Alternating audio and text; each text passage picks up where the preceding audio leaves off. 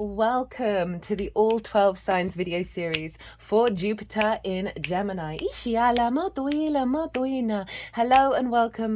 My name's Chloe. I work with card divination, astrology, and I channel multi-dimensional energies through my body. As you've just heard, and as you can see, this is both in the form of physical and vocal, light language, amongst other ways, that will be coming throughout the reading. This helps bring in healing, attunement, and activation codes to the messages that show up.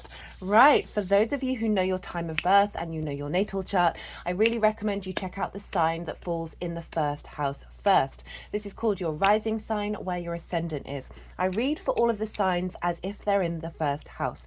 So the astrology will link in closest with this. However, it never invalidates you looking at any other part of your chart, perhaps where your Jupiter is, because your Jupiter and wherever it is getting activated with every Jupiter transit. So just look to whatever sign it is that you want to check out, look to where it falls in your natal chart, the house that it's in, and the themes of that house. You want to apply those themes as well as all the meaning you've got going on in that sign to the messages that come through. It will be as if that sign with all the meaning of your natal chart has now moved to the first house.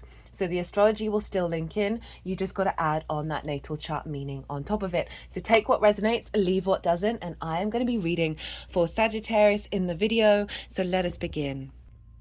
Sagittarius rising. How you doing, Sag? So I cut the deck 3 times before starting your reading. I got the 4 of Cups, the Hermit, and the 7 of Swords. Before I go into that, so I read for the rising signs. So for those of you who don't have Sagittarius in the first house, look to where it falls in your natal chart, the house that it's in, the themes of that house. You want to apply those themes as well as all the meaning you've got going on in the sign of Sagittarius to the messages that come through, because it will be as if that Sagittarius energy has moved to the first house. So the astrology that I'm going to talk about for the rising sign is still going to link in. You just got to add on your own natal chart meaning on top of it. Right, Sagittarius. So that 4 of Cups, Hermit, and 7 of Swords is really interesting. So Sagittarius rising, you have this Gemini energy with Jupiter moving in there in your 7th house. Your 7th house is the house of the other. It's opposite your energy, Sag, right? This is about the relationship with the other. This can be business partners, one-to-one clients, intimate friends, long-term committed romantic relationships, and source. Now, the 7th house is inherently linked into contracts, right? Where 2 parties come together with a level of commitment and integrity about what they're going to do and how they're going to interact with one another. So it's often why marriage is associated with the 7th house, because that is inherently a contract. But it's this sense of integrity and commitment, right? Because it's dealing with an opposition here to your house of self, and the opposition is ruled by Saturn, and Saturn can bring about a deeper level of integrity and commitment and legacy, like it's the relationships, the one-on-one relationships that you really show up for. I often find with the 7th house, it is one, what you're drawn to in the other, 2 events that are happening with people in your life that represent the other, as well as how you understand yourself in relationship to the other, as well as also how you show up for the other. I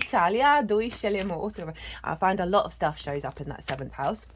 And so you've got this Gemini transit with Jupiter there, and so that 4 of Cups with the Hermit and the 7 of Swords, this is about shifting away from an old paradigm around comparison is the thief of joy, an element of not necessarily finding that flow, that celebration, that abundance when it comes to relationships with the other, finding a deeper inner wisdom around who you are, and finding more internal sovereignty of your energy, right? So often we can sacrifice ourselves for the other.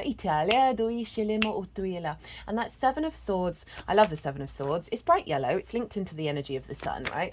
And it's stealing away the 5 of Swords, which is about conflict and domination, bully and victim mentality, hierarchies, conflict, winning at what cost.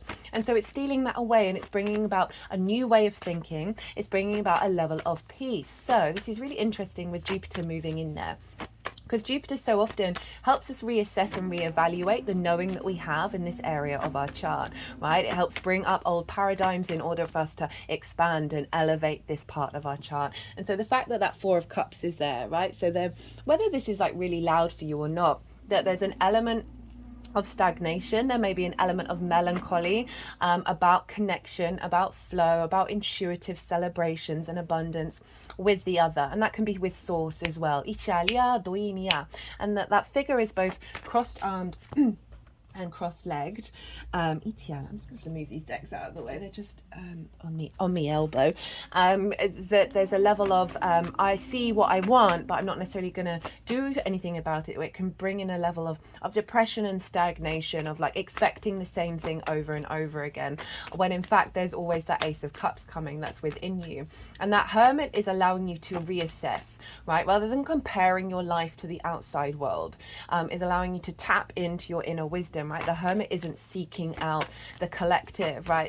It's not seeking to conform, and it then finds its own authentic energy because of that. And that Seven of Swords, as I said, of this is bringing in a frequency of peace and collaboration rather than conflict. So that was really interesting, those cards showing up with the 7th house. So I have done a collective, they might show up in the reading. I've done a collective reading on Jupiter being in Gemini, and this is where I break down the energy of Gemini, Jupiter in Gemini in way more detail, and also I did a lot of meditations and observations of how that was showing up, because Jupiter's been nearly in the sign of Gemini for a week now, and I was watching what's showing up for me, what's showing up with the people that I've interacted with, and then also a lot of tapping into that energy and seeing what was coming through. And it was really beautiful to see that reflected in the collective reading, as well as in these oracle cards. Now, I haven't read these yet. I always pull them before doing a transit series. I will be doing this oracle reading after I finish the all 12 signs. And honestly, tapping into the energy and just sort of scanning it, just was quite blown away about how it was reflecting what I was picking up with of what Jupiter's going to be doing in the sign of Gemini. And honestly, I think it's going to be one of my favorite readings that I've done so far. So I'm really looking forward to doing that. I get to be more intuitive and expand on sort of channeled messages in those collective readings. Yeah, I did a collective tarot. So if you want a deeper understanding, this is a longer term transit. And regardless of whether Sagittarius is in your rising sign, this is opposing your energy, right? And oppositions, yes, they can bring balance, they can bring harmony, a level of commitment, integrity, and legacy, but they can also highlight where things are out of balance. They can bring restrictions and limitations, which are the sort of flip side of Saturn. So I do recommend that. It's going to be opposite your sign for about a year now, and so it's going to be impacting the energy that you've got going on in Sagittarius. And for Sagittarius rising, this is going to be about you, right? The house of self, how you embody your sun or your moon in your actions and your deeds. It all depends if you've got a day or a night chart, which luminary is providing wisdom to your ascendant, who is your navigator, the lens in which of how you move through the cosmic waters. It's your body, it's your character, it's your sense of self, and often how other people see you, because they see the reflection of your embodiment rather than what might be going on behind the scenes. Now, Jupiter over in the house of the other may bring up deeper questions around how you connect to the other and how you are reflected in the other. This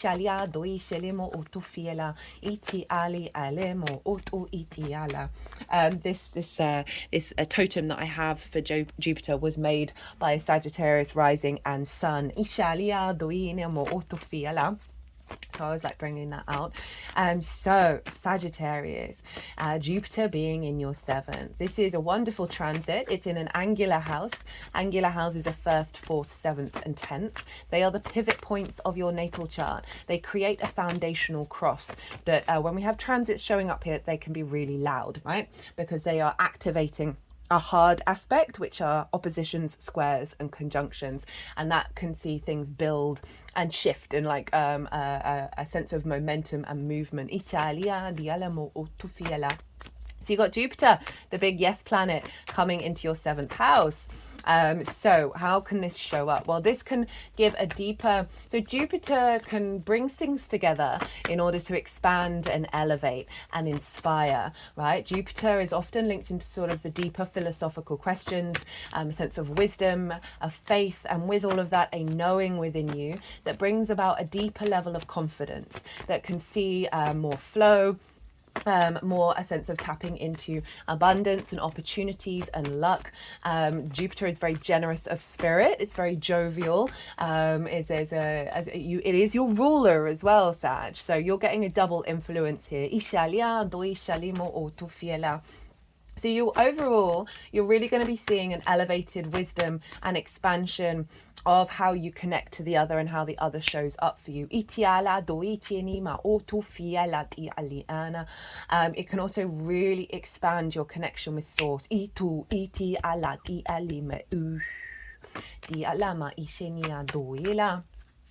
There's overall, you're going to feel good being around the other, and it's also going to expand your, as I said, your connection to the other. You can see this as an elevation of the relationship that you have, as well as perhaps bringing more people into your life that represent that level of intimacy. I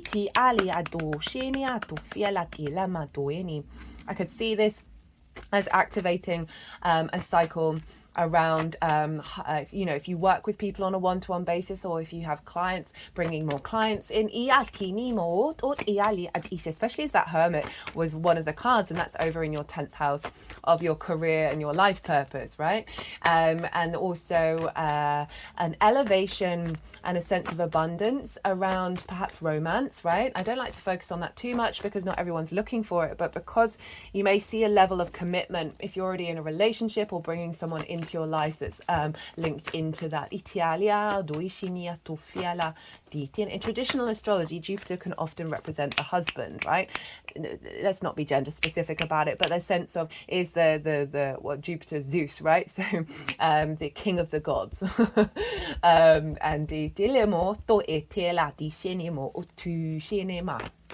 And overall, you finding a deeper wisdom of who you are in regards to the other. And as I said earlier, sometimes we can sacrifice ourselves. We can mirror the other in order to sort of conform.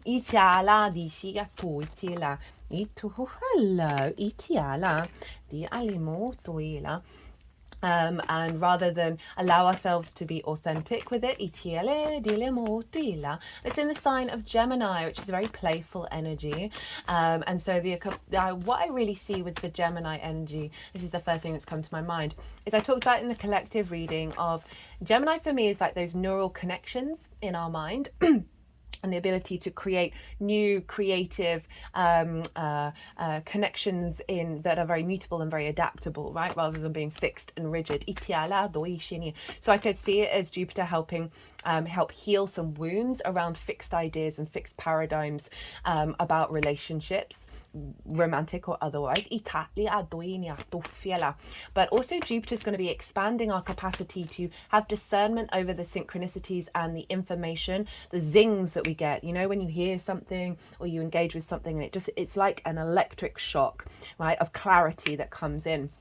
Jupiter's really going to be highlighting that is going to be assisting your connection to relationships that serve your embodiment as well as serve them, and have more wisdom and discernment over that.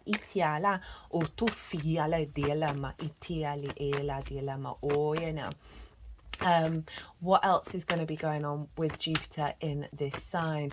I can see you being able to communicate deep wisdom with the other. Jupiter in the 7th can often show up as your ability to understand the other. Right, you acting as a bit of a guru with the other.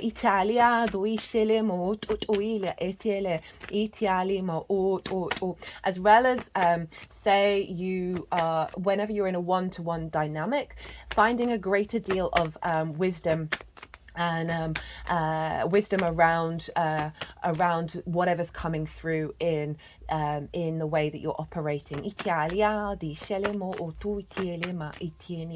I can see you as being a great source of support and wisdom, sort of guru mentor energy with the other. This also could see strong mentors come into your life. And as I said earlier, a heightened connection and a deep wisdom and knowing and faith that you have a connection to source.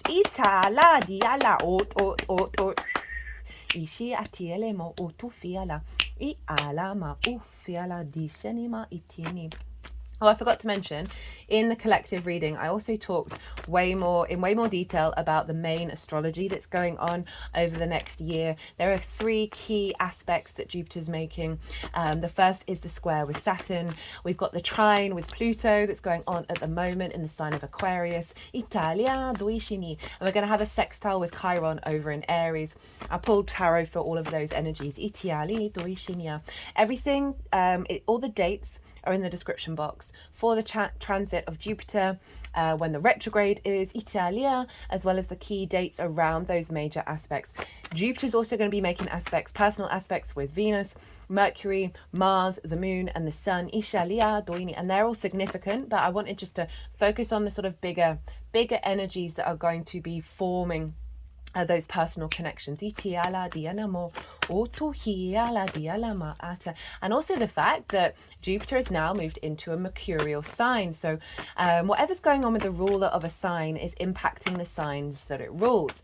And Mercury is now governing Jupiter. So wherever Mercury is going to be influencing what's going on with Jupiter in the sign of Gemini. And we had this with the Venus transits when Jupiter was in Taurus, and we're getting it again with the Mercury transits. We'll have it then it will be Cancer, which will be the moon, then Leo with the sun, and then Virgo with Mercury again, and then Venus. So the next how many ever years until we get to it moves into Scorpio, we're going to have a lot of integration with Jupiter, because Mercury's going to go around the whole chart.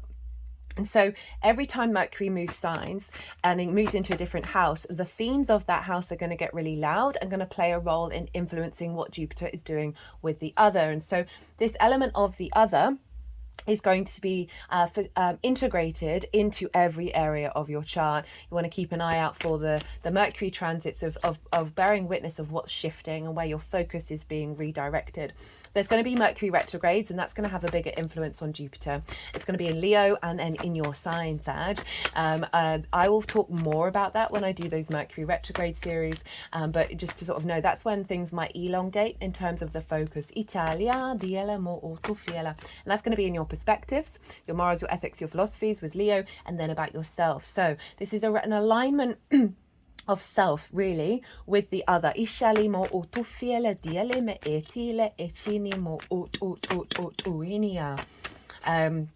And it really can see if like you're working one-on-one with people of being able to transmute a deeper wisdom. So what else did I want to say? I mean, loads. With the opposition, okay, so this may feel that I just want to, right, it's going to potentially highlight where things are out of balance. Jupiter can expand itself, and this could see the other in your life taking up a lot of space. And I really want to make sure that you're in alignment with self with that energy, rather than seeing an over prioritization of the other. It's a great time to focus on the other, but always try and keep that in balance with your sense of self. As I said, it can be an elevation of commitment with the one-to-one relationships in your life. Now Jupiter is influencing at the same time your sign Sagittarius as well as Pisces. So the themes of those houses are going to play a role in understand what's going on with this Jupiter transit, as well as be elevated. Now, Sagittarius, that's you. Hey. So what's going on with the other is going to have a profound effect on your understanding of self, right? I can see you being appreciated by the other to a greater degree. You're also going to see through your own observation of self when you are responding to the other about truly how you want to walk your talk. How do you want to embody yourself? Yeah,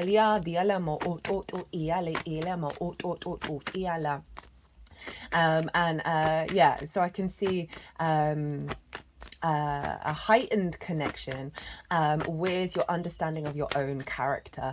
The other, mirrors everywhere. So it can be really useful of any wounds that you may have about self and the other, of using so Jupiter has the capacity of bringing up old paradigms that aren't serving us anymore.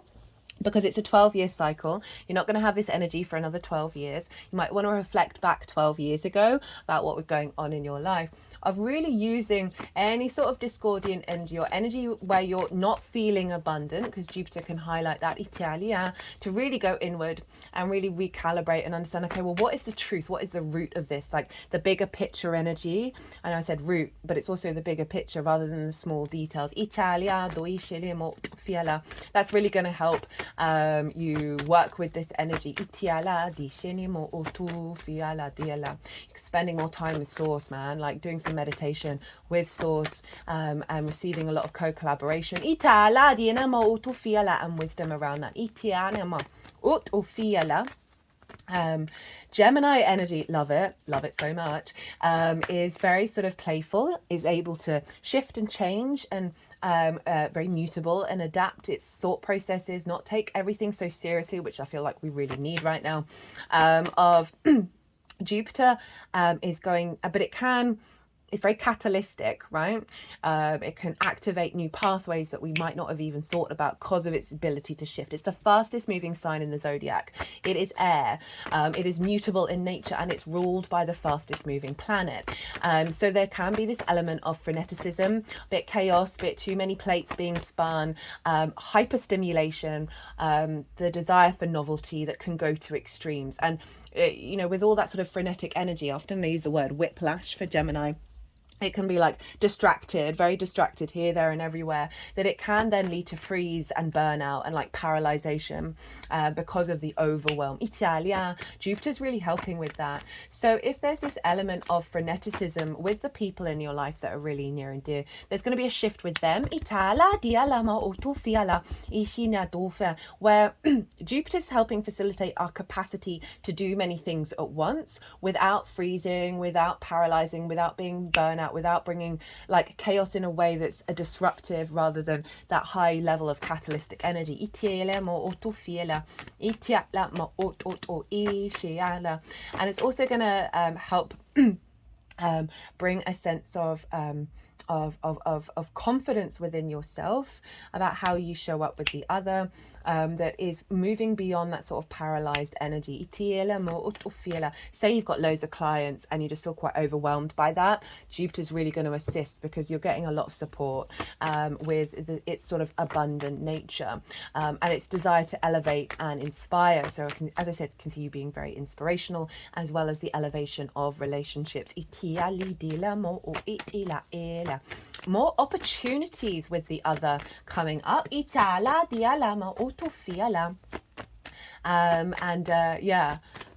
just feeling like when you are around other people on that one-to-one basis, that there's an element of luck. Say you're going out on a trip or something and everything's kind of in its flow state, that it just feels like things start falling into place very easily.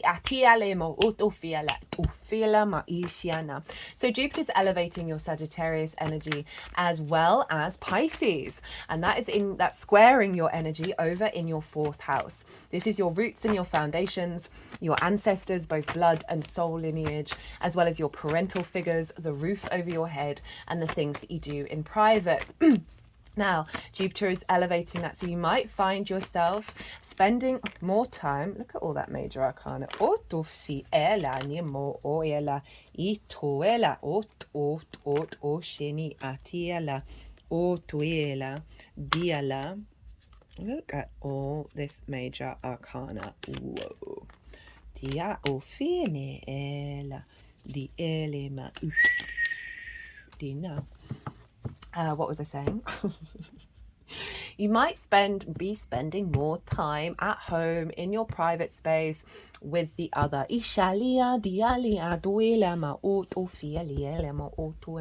can also see this. Itia is one of your cards, Sag. I can also see this being a heightened connection with the ancestors and source at home, right? And really being able to tap into that connection, the wisdom, the abundance that you feel around that, really feeling like you're in union. Italia doi shilimo o tuile iti ali elama o tu fiala diala. And as I say that, this sense of meditation in the home space.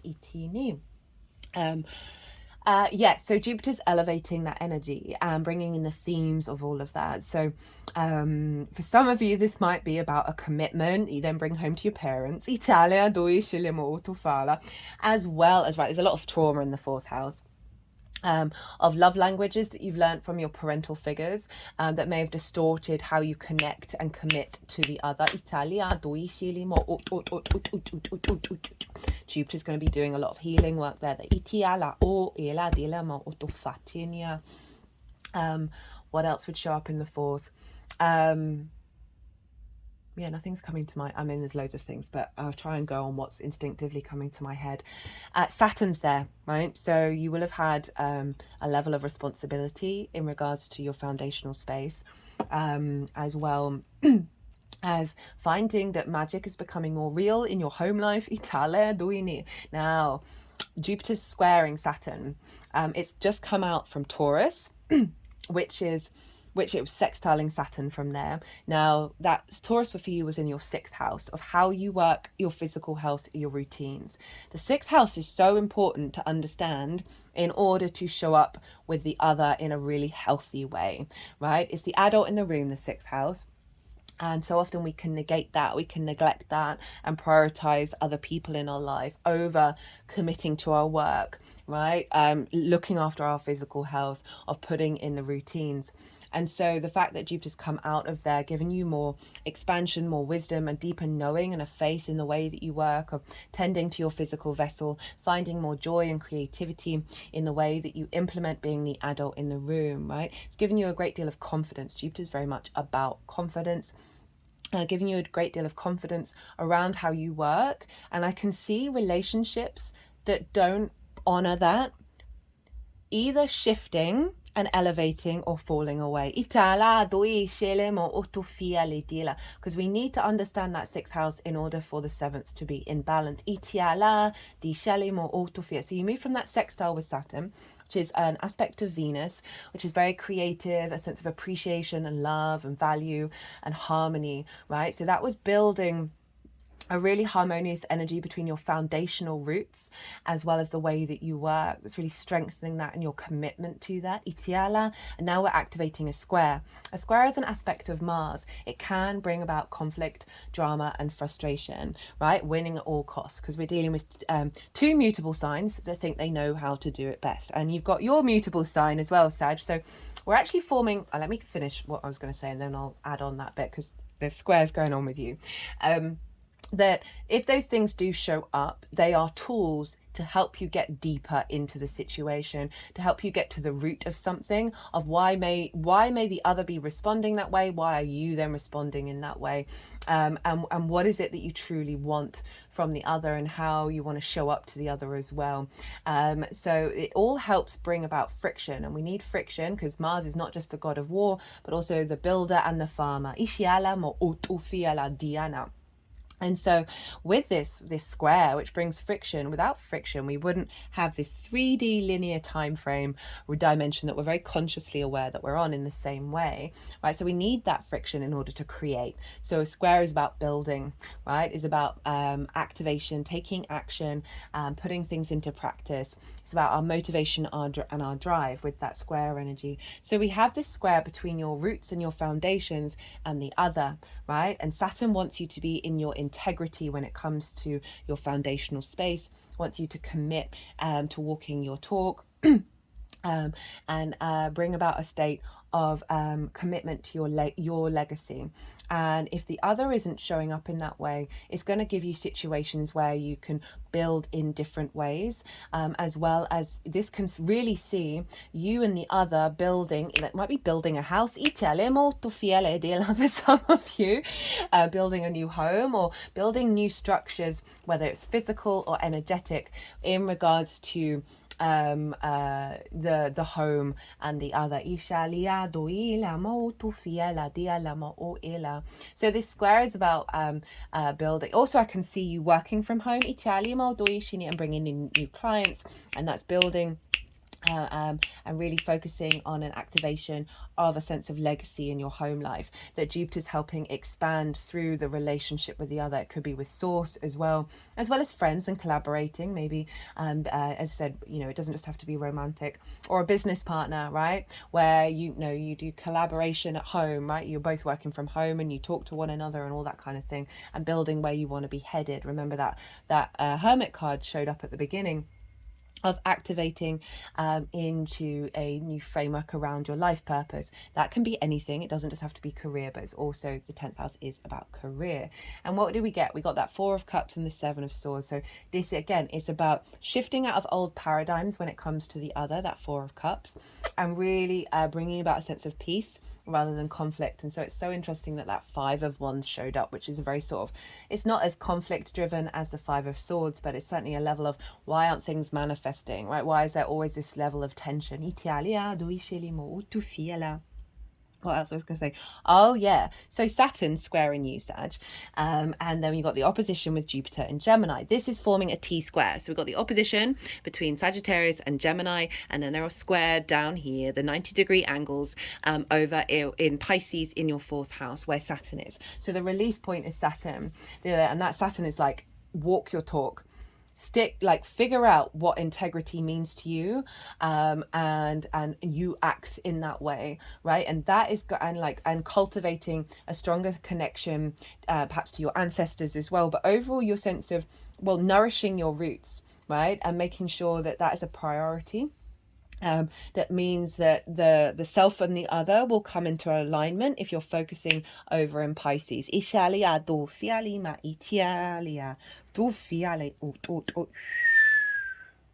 Okay, look to where your Jupiter is in your natal chart. Look to the house that it's in and the themes of that house. Those themes are likely to show up with this transit because Jupiter's always getting activated, right? And it can help when you're tapping into what Jupiter's doing in Gemini to bring in those themes and work with that energy. I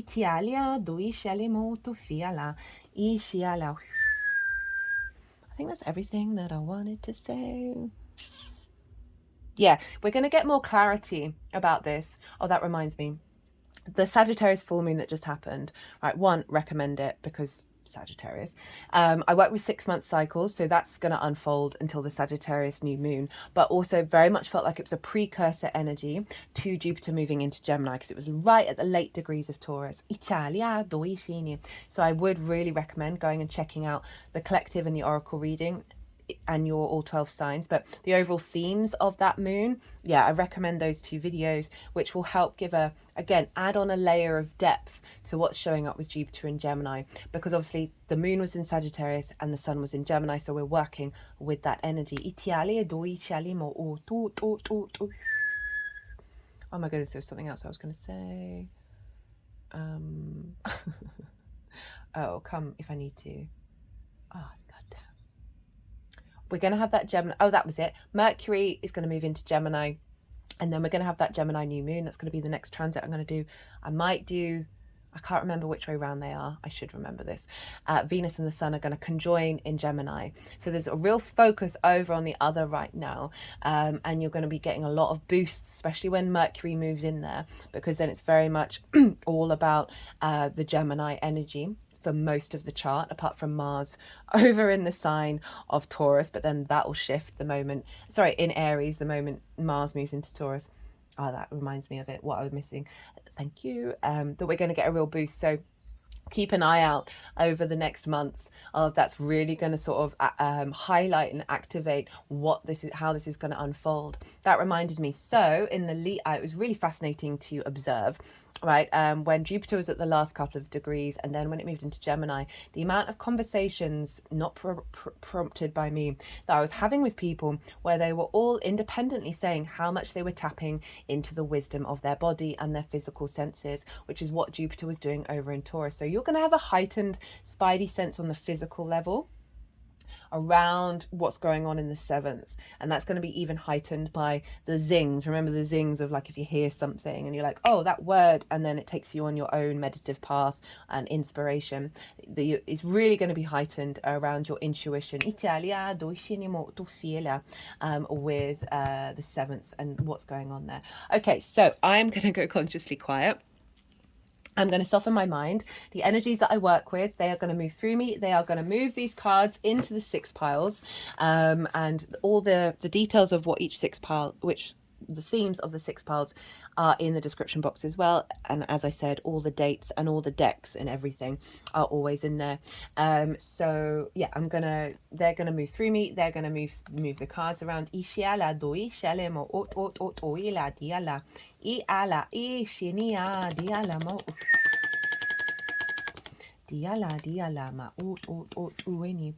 And then I'll bring the tarot into the astrology. I call you to soften your mind as well and see what intuitive hits come up for you while this is all going on. I don't know what's going on with my brain.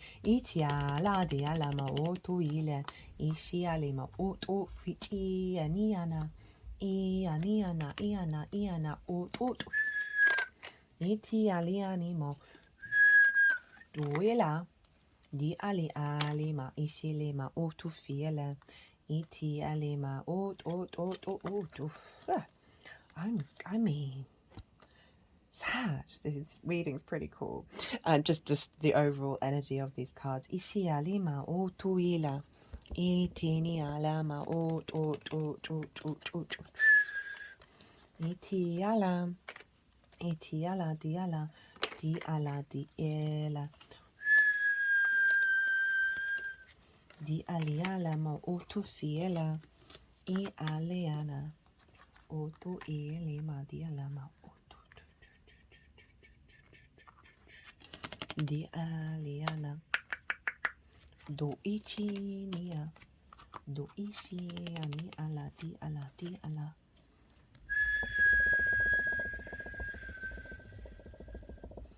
di ala di ala di ele di lama di e ati ala do ichi ni ma ti ele ma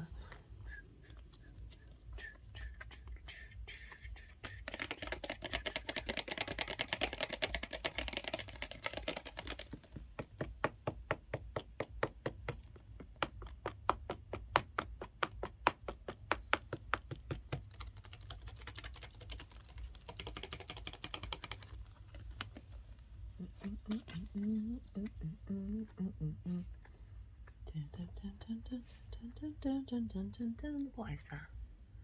Is that March with the Penguins?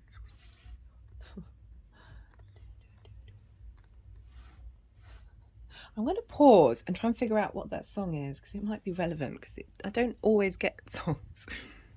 Hi Sag, I tried to figure it out, but it wasn't coming to me, so I thought I'll just keep with the energy of the reading. If you know what that was, it's definitely a classical piece. Put it in the comments box. I'd be really, really fascinated. And if it comes to me, I will put it in the comments box as well. So the overall theme of this transit, we have the Wheel of the Wheel of Fortune, Judgment, and the Nine of Pentacles. So the Wheel of Fortune, this is Jupiter's card. So this is really highlighting that what's going on with the other is shifting and changing, right? This is the expansion energy that the wheel is turning upright. It's a very sort of fated energy, not surprised with the 7th house, angular house energy. There's some bigger things going on that are shifting the framework in which you view the other and how the other and you respond to one another. Italia, they're sort of tapping around the third eye. Italia. So it's activating a deeper sense of knowing within yourself. And then we've got the Judgment card. Now this is Pluto, right? And so Pluto's in the sign of Aquarius, which for you is in your day-to-day, your local community, your environmental frequency, and how you communicate. So there's something here around the ascension of the how you communicate with the other, right? In a way that's more harmonious, right? Judgment is all about ascension. You see here the dead, right? They are grey, they represent wisdom, and they are being elevated by this new frequency into a higher perspective. So this is an elevation of your relationships.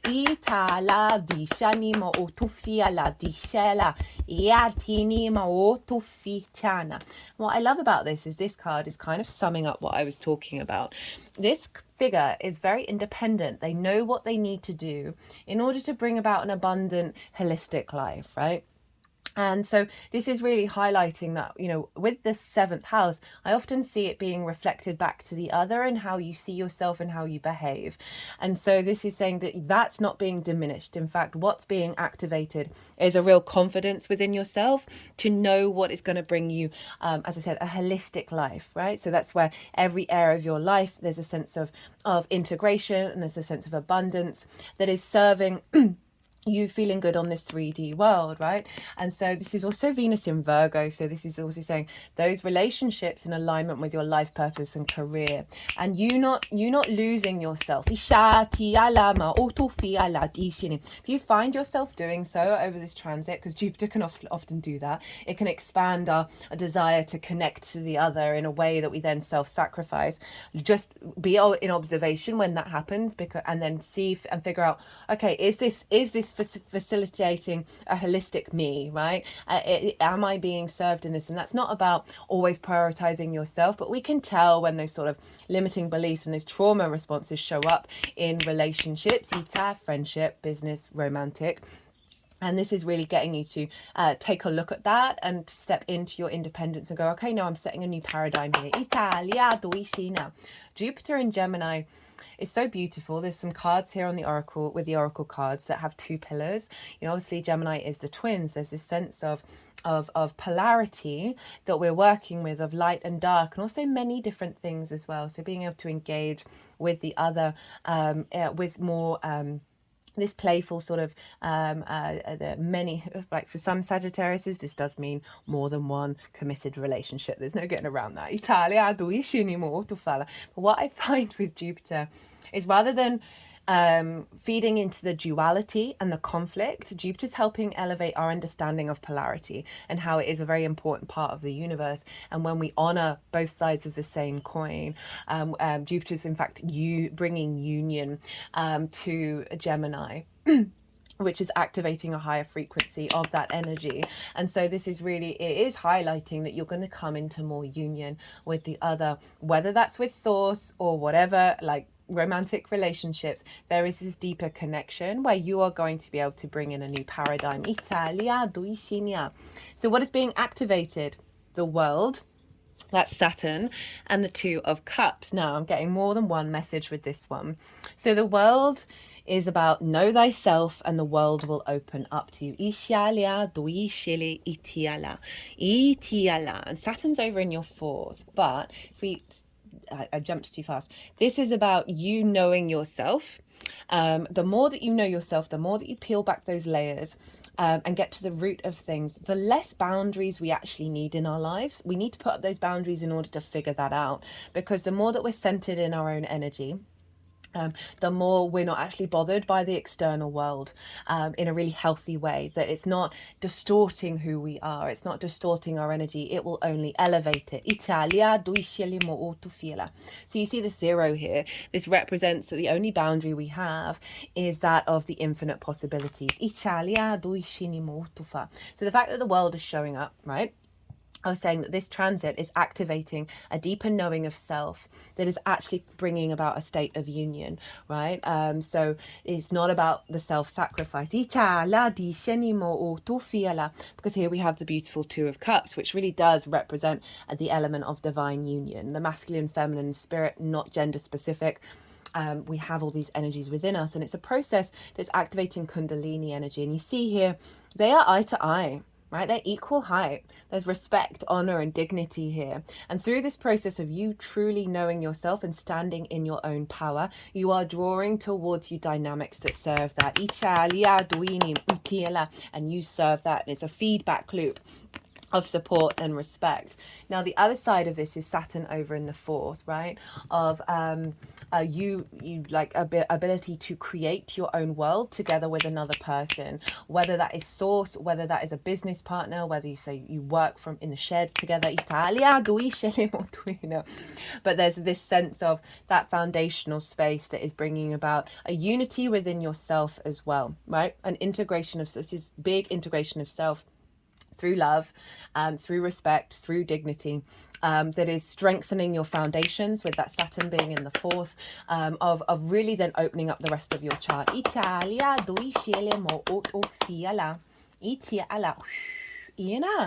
Diana, the tools to work with during this transit. We got the 4 of Swords, the King of Wands, the Fool, and the Empress.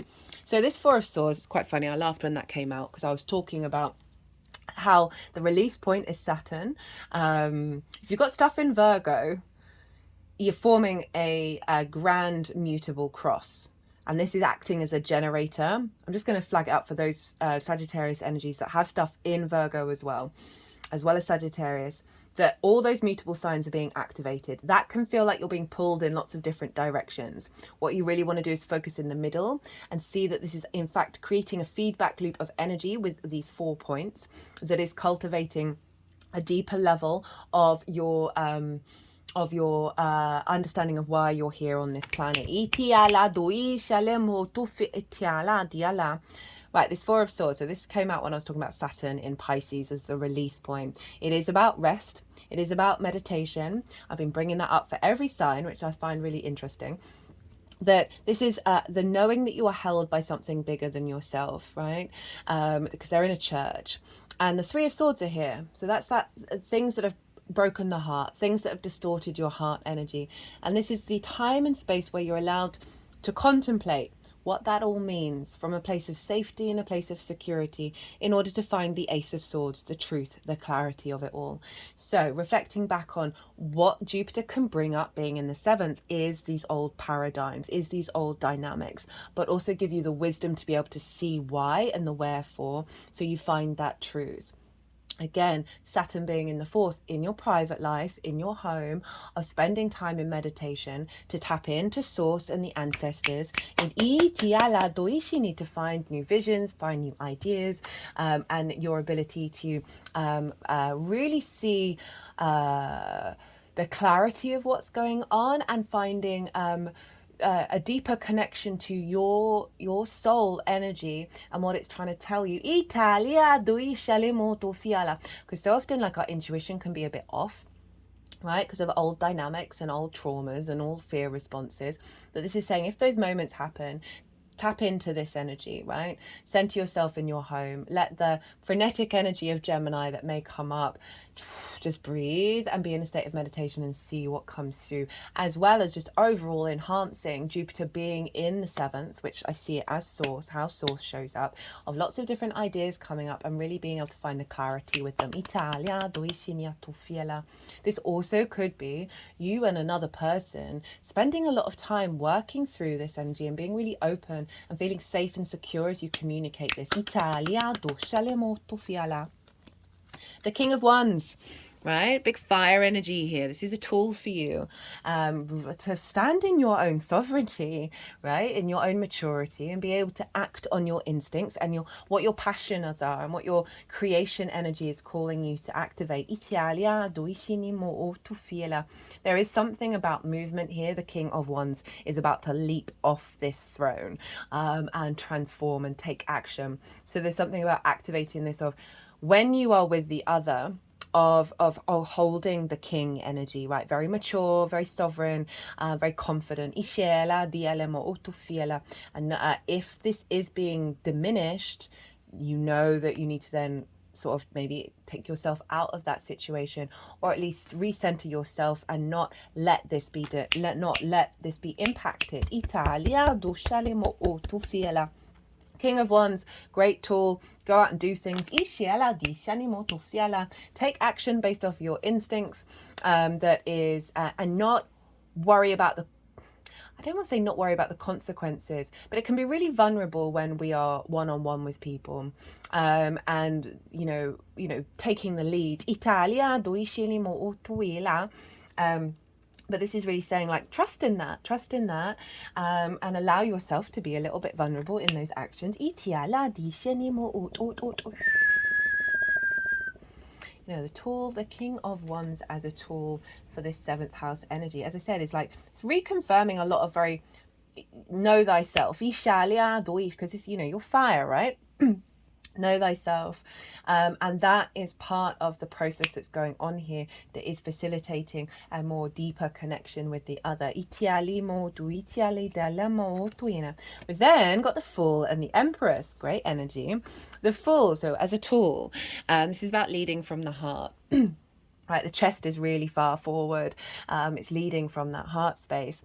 It is about understanding that there's an elevated frequency coming in that isn't about the past.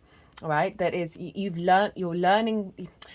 The past is always there, but not to expect it to repeat. And I think that's kind of what this is about, the ability to, okay, let's shift the energy. Okay, what's coming through is maybe do exercise, right? If you've got some stuck energy within you, and have it transmute that way. But the Fool showing up as a tool is saying, okay, right, there may be some situations that old versions of yourself may get triggered by. You may be feeling vulnerable. But this is knowing that there is a new cycle coming in, right? Based off everything that you've learned. But it's not about holding on to those old paradigms, right? The Fool has left the village. It's going off and exploring life and seeing the curiosity in the good, the bad, and the ugly. So there's a real sense of understanding that a new paradigm, the moment you step off that cliff, a new paradigm is about to come up. And this is really coming from a place of love, right? A place of openness. And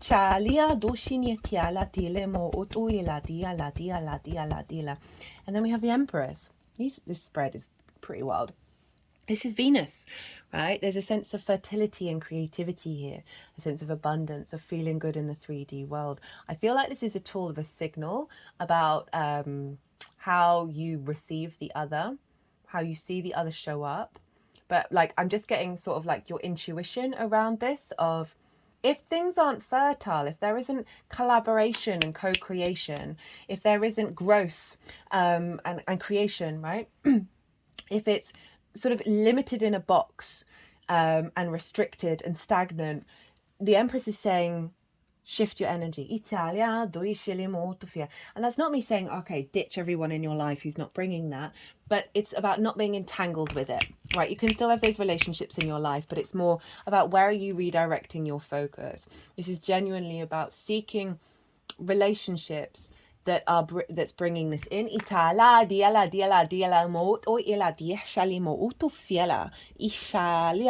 For some of you, this may be about within a commitment of a baby coming along, because the Empress is always pregnant. But that's just for some of you. But there is this It is Venus. She wants you to feel good, right? Trust in your spidey senses and your physical senses about what's going on. Observe what may be a trauma and what may be a genuine soul response. Treat yourself with love and kindness. And, these two cards are really saying, look at the world in a way that's more abundant, more creative, and more heart-spaced.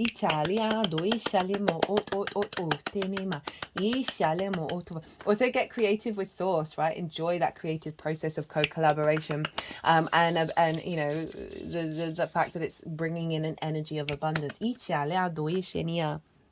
The challenge, we have the Knight of Wands, the King of Swords, and the Ten of Pentacles in reverse. Now, the Knight of Wands can be so with a challenge, right? There's a challenge around. Some of you might have. How do I want to phrase this? With the Knight of Wands, it is about movement. It's the embodiment of fire. So this being a challenge could be a heightened energy around this, right? Very independent energy.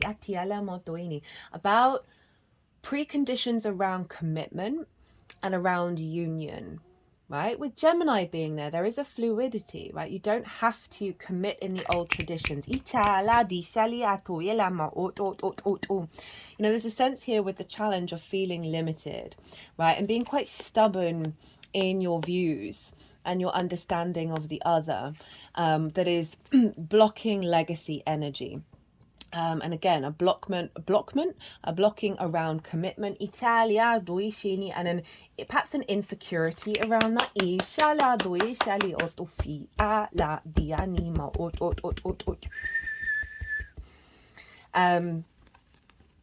Yeah, it kind of feels like that's what wants to come through.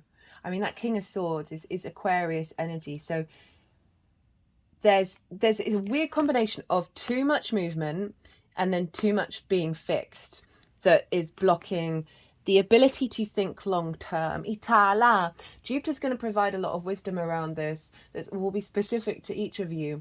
But there's something, because it's all you're very mutable, right? So it's all about shifting and changing, that we can still hold space for that commitment while allowing it to be fluid. And I think it's about finding the balance, and that's the challenge of reorientating perspectives. Italia,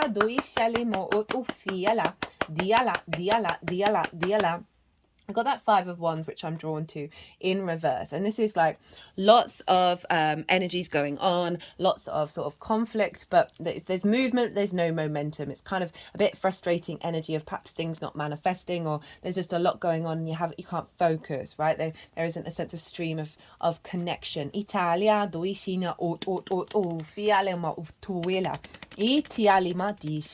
you know, we're stepping into new paradigms around relationships, right? It's about working, it's about allowing yourself to think about that. They're wanting to focus on this Knight of Pentacles. That is kind of like putting in the daily practice, being in observation, realizing sometimes things take a while to unfold about how you're going to perceive these things, but and there's an element of stability there, but we can still have movement, we can still have shift and change.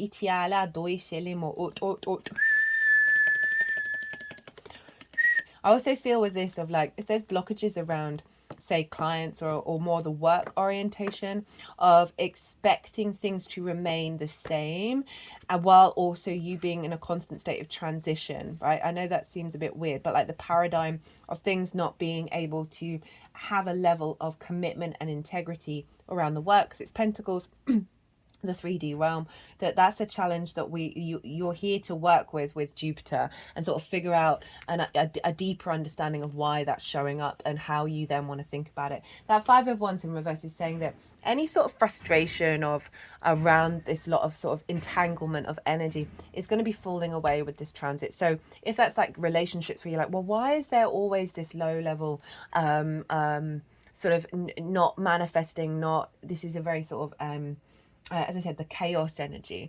Why is that always there? This is going to be coming up, and this is going to be a deeper understanding around it is going to help release it. The opportunities.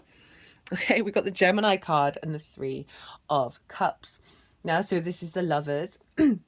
So there's going to be opportunities around union, whether, again, source, business partner, friends, lover. There are going to be opportunities coming up to tap into this energy where you're allowed to be in union with one another and still go on your own journeys, right?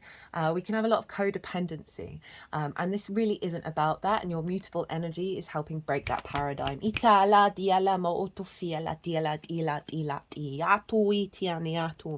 And it's come with the Three of Cups of like, there's going to be opportunities to tap in to flow, right, to a sense of appreciation, a celebration, and abundance, and a sense of you. I mean, there are three people here, and for some of you, like, I'm not saying this is for everybody, but it is coming to mind. I very rarely say that this is a third party card, right? I don't really get why it's always like, oh, there's someone else, they're cheating on you, when it's the Three of Cups and they're all really happy. It could be, for some of you, of an elevation of being with more than one person and everyone's in union and everyone's happy. This also could be you, the other individual, and source. But let's, outside of that message, and if it's not resonating, it's not resonating. Also, don't go seeking it. Focus on you, and then Jupiter's going to show up in it the way that it needs to. There are opportunities coming up for pleasure, for joy, for union, rather than Five of Wands, of where you're feeling celebrated, you're celebrating the other. There's a sense of, well, that Two of Cups, and then the Three of like really being in flow and respect, and that's bringing about a sense of abundance. That's in alignment with choices. This is all about choices, of you being able to make the right choice that serves you in your long term, right? And there's going to be opportunities for that coming up for you. This is such a fun reading. What's being released? This Nine of Swords and the Knight of Cups. So the Nine of Swords is that worry, that fear, that anxiety, right? The overstimulation that puts us into not being able to enjoy what's going on in the moment.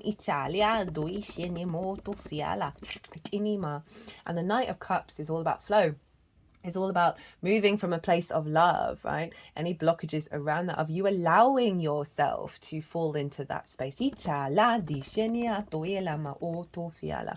And things being more in alignment in your actions with the other, and the other with you as well. So this is what's being released, of a release around the blockage of being able to be sort of the true romantic. And again, I don't mean to limit in sort of a traditional way. That's not my intention. If that's what's coming across, it really is this sense of with that full energy of being able to see love over conflict. Right, I'm going to get you two oracle cards. This one is from the Four Agreements deck. It was given to me by a Gemini rising, so I feel it's a very mercurial deck, and the author has got a Virgo sun. And this is one of the few books that I recommend to people, because we are here to figure things out for ourselves, from our own authentic energy. Which is ironic considering I'm here trying to tap into the energy and help. But this book, The Four Agreements, is so powerful that if you just start following those four agreements, everything else unfolds. This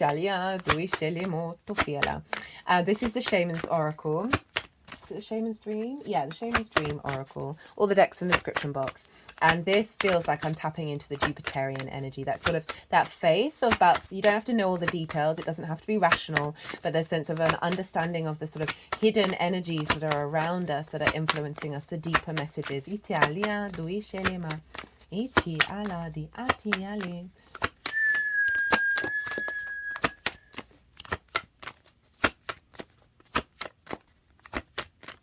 Yeah, that paradigm of the challenge around commitment and legacy. Let me do that again. It can be around, right, the desire for that, and then not showing up, and the challenges to work through that paradigm. And a reconfiguration around, what does commitment mean? I've probably already said that, but just came to mind, so I said it out loud. Okay.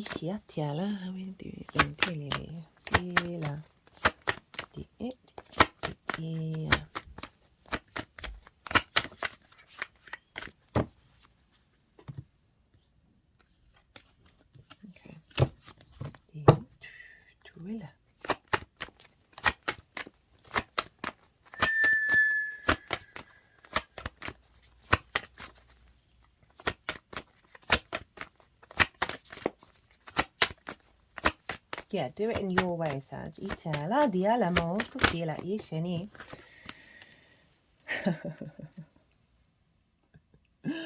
Oh, that's too funny. So the Four Agreements deck. Always do your best. Take action on your ideas. Doing your best means to take action. You can, that's that King of Wands. You can have many great ideas in your head, but without acting, without action upon an idea, there will be no manifestation, no results, and no rewards. I feel like that's saying if there's limitations and hesitations, that sense of vulnerability, of allowing the freedom to accept that you can be vulnerable, and to try things, and to put things into practice. That they don't have to have a result, right? They don't have to manifest in all your wildest dreams coming true. And that's the joy of the mutability. That's the joy of the Gemini, of being very playful and trying and exploring. Italia di sheni mo otufiela. Iti ali adu yela di sheni. What else does that say again? Yeah, this is about the courage of being vulnerable and putting things into action that you may have been a bit nervous about doing. Italia doi shilimo autofiela. Okay, what have we got? We got the you'll see why I laughed at this one. We have the jeweled web, connectivity. Connectivity, no separation, the feeling state. Approaching any oracle requires you to come in with certain expectations. You're either looking for confirmation of what you already know or attempting to shed light on what eludes you on the obvious path you're on. You're asking whether you will reach a desired goal of some kind. You're rarely able to see beyond memory or projection, and so naturally everyone comes to the oracle with a narrow perception of what is possible. Imagine that the answer to your question is not about landing at any particular destination, meeting a goal, connecting to a special lover, reaching an endgame, or experiencing anything specific. Instead, you discover a shimmering web of jewels you didn't know existed. The world is interconnected in a living web of energy. It isn't possible to know how any of it works, but know this, that it is in your highest good. That what is in your highest good is a sparkling jewel that lights up for you amongst the web of possibilities. You just need to know how you want to feel and choose this consciously. Take your focus off getting anywhere. Practice feeling and being in a place where your desired experience has already come to pass. Who will you be when this is true for you? Can you be that now? Feel that now? Practice that. The better you know your path within this web of life, the more it will light up for you. It is celebrating you already. So this was all about you and know thyself. And then I started talking about how play, be curious, the preconceptions around commitment, the preconceptions around the other, that we're breaking out of those things, and then and a really understanding of what connection and intimacy mean. Italia doi shilimo tufa.